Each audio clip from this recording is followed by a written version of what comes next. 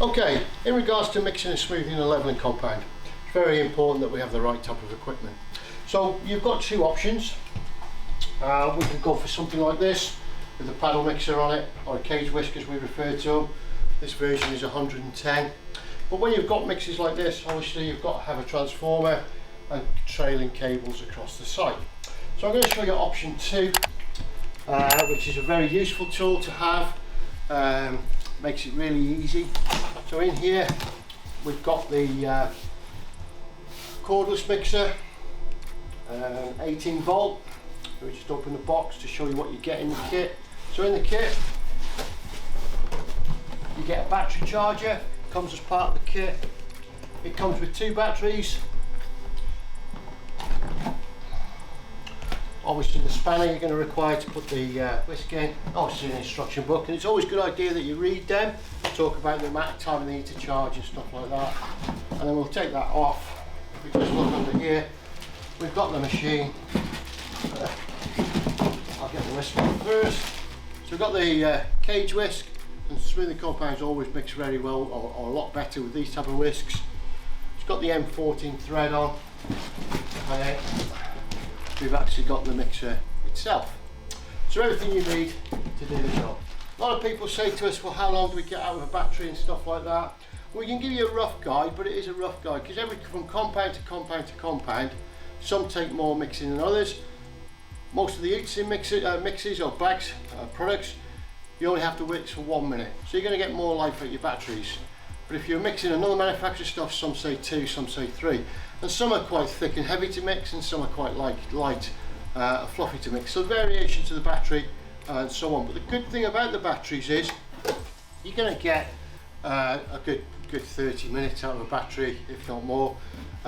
But it's a 30-minute charge, so keep your rotation of battery, and really you should never run out of power. Okay. But what you'll notice on the little mixing caddy here, we've got this little gadget attached to the top. Very useful tool. A lot of people wonder what these are for. Okay, so again, it clips on these buckets. Very easy and very simple. When we drop the bag on top of this, it automatically splits it, so you don't have to keep getting your knife out, cutting around the tops of the bags and so on. You'll also note this little gadget here. Simple, easy thing. The Hoover extractor fits in there, sits on your bucket, job done. Connected up to a Wolff extractor. Okay, so here we go with the machine. Just going to check the battery, fully charged. But what you will notice when I first start, it'll sound quite slow because it's variable speed. There's 1, 2 and 3 settings. More powder than my colleague puts in, the faster we're going to go with the mix. Okay, so are you ready? Yeah. I'll just get the Hoover on, just put the goggles on just in case. Happy?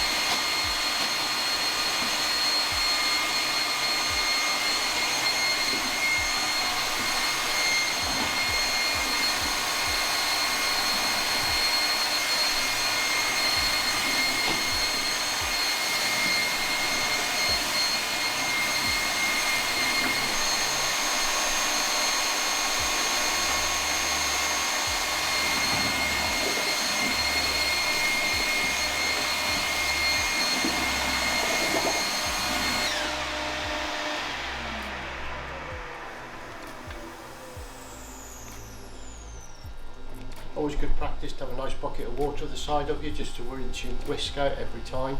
You shouldn't have your whisks cage in compound. But today my colleague's going to go clean one for me. There you go. So again, with the extractor, simple little gadget, we just take that away. No unclipping as such, and so on. So as you can see, very useful. Versatile, put it where I want it, and then again I don't even have to lift the bucket or bend down. The little caddy system is allowing it to do that. I'll just wheel that back there, out of the way. Yeah. We've got some options in the application of the compound. Obviously we can use the non-standard trowel. Thing with the standard trowel, obviously they do the job. But with that, we're sort of using our skill and our ability to guess the or gauge the thickness we're putting down, and so on. And obviously I'm working on my knees. Well, the idea of the little caddy, obviously to try and get me off my knees as much as possible. So what we could look at as an alternative is we could look at using some kind of rake. A tool similar to this, or this type of tool, where we could set the levels just by adjusting the pin, and as you can see it has got a comb in there as well to drag it across. So again, my colleague's going to jump in now. I'm going to pour some more stuff out and show you the benefits over that than using a trowel.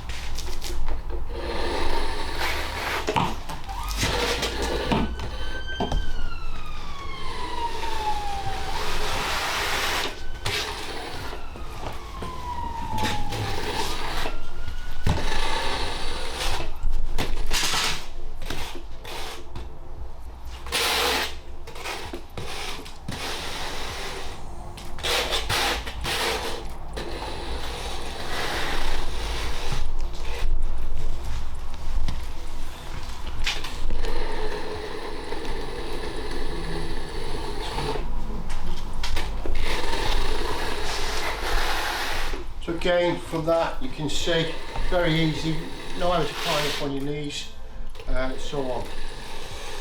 So you've got two options there. As you say, we can screw the whole floor literally without getting down, or as you say, you can do a little bit of trial and a little bit of pin making. But once you get used to the pin rate, you realise how easy they are.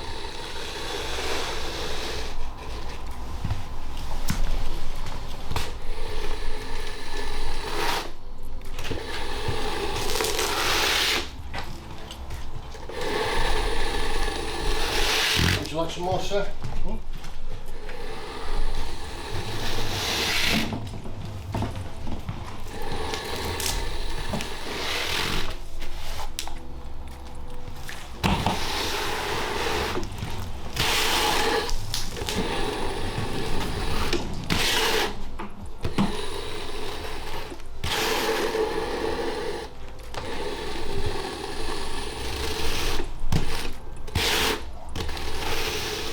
And today we've used the NC151 water-based smoothing compound, and as you can see it's flowing nice and it's dropping out nice.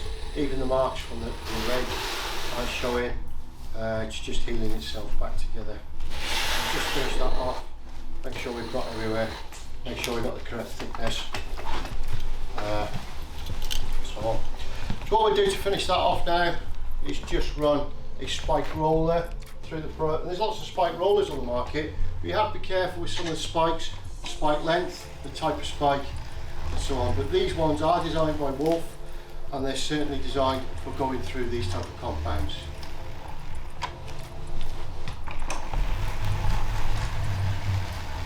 And again, because of the design of the product, the roller, it's not picking up much leveling compound as it's going through. It's coming out quite clean, but it's giving us a really, really smooth finish and taking out any imperfection. Well, thank you for watching, and don't forget to check out all our other videos on Floormart's YouTube channel, and don't forget to drop a like, comment and subscribe.